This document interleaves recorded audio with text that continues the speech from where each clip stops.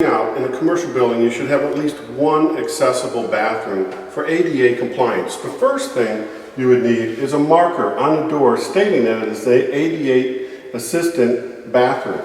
The second thing you would need is the proper access. Each and every door should have a minimum of 32 inches access.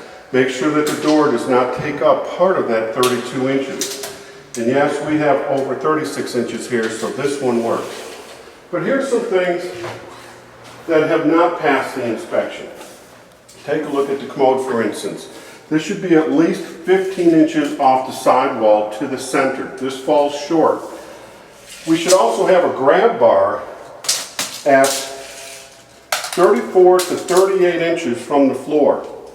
And this grab bar on the side should come out and start at 12 inches to the center of the beginning of the bar and go out 48 inches. This back bar should be 6 inches from the corner and a 36-inch bar. So we're lacking that in this bathroom here, so it would not pass ADA compliance. Now let's look over at the sink. Here we have proper access, which is correct. We had the proper measurements here where somebody in a wheelchair can get underneath here and not be obstructed. But a problem that we have is we need protection here so they don't scrape their knees or their legs and hit against this PVC. So there should be a foam or a coating or a rubberized protection device here.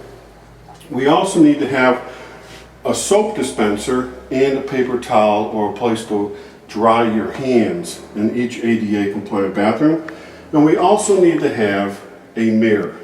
And it's best to have a tilted mirror so that somebody in a wheelchair can be able to see themselves and be able to function in the bathroom by themselves and not have any barriers.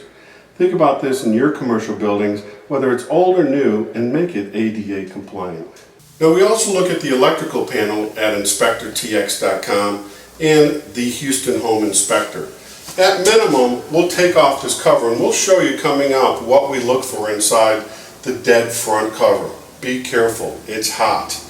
We also look at the breakers, see if there's GFCIs. We look at the size of the breakers for the AC and then look on the AC panels to make sure they match. We also look at the water heaters, not the hot water heaters, but the water heaters to make sure that they have the proper breaker size attached as well. We look at the grounding, the bus bars, and the type of wiring, whether it's copper or aluminum, and the aluminum feeds or copper feeds inside the box, and take a picture and mark that in our reports. Now let's take a look over here at the water heater.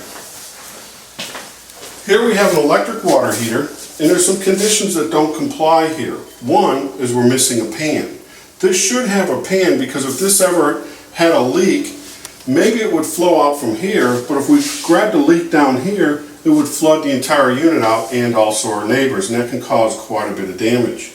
So it should have a 26 gauge pan at least 1.5 inches, 1.75 inches underneath here. Also the outlet going out, let's take a look at that.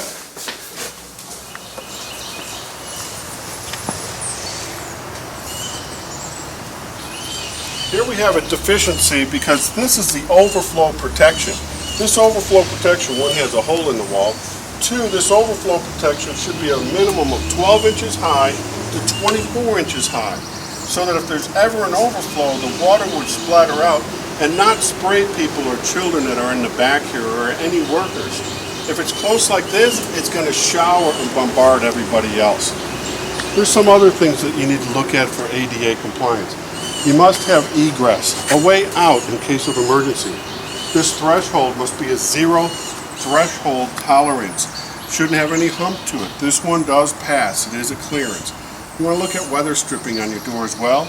And again, we have to have a 32-inch clearance. Okay, here we have a water heater that looks like it's in pretty good shape. Starting out, you always want to look at a water heater and the type. Is it gas or electric? This one happens to be electric. You want to make sure that you don't bring this insulation. You want the insulation on your water pipe to help keep the pipes from breaking when it gets cold outside or below freezing, which is rare here in the southern climate.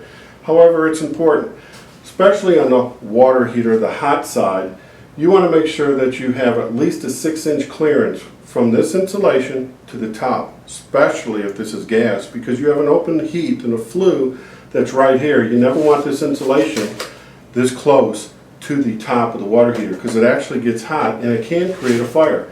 On many inspections I do, I see the happy homeowner has put it just like this. What happens? I also see charring and melting of this insulation, which could cause a fire.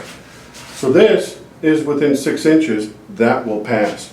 Then you want to look at the label. And the label will tell us the capacity of the water heater.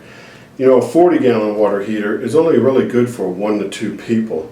So many houses, so many commercial buildings are sized with a 40 capacity water heater, and it's not enough. I would like to see at least 2 and then run it in series so that you have instant water at all times. You also want to look at the drain pan. Here they have a drain pan and a mechanism for overflow.